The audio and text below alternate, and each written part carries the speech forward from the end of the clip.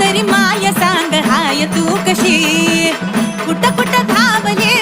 सगळ्यांना पावले थकून ग गावलीस आता तू अशी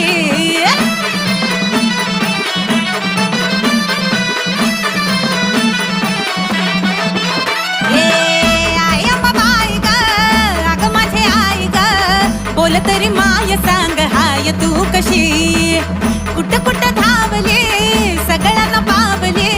थकून ग गावलीस आता तू अशी दग दग कशाला करतीस माय थे ग दमान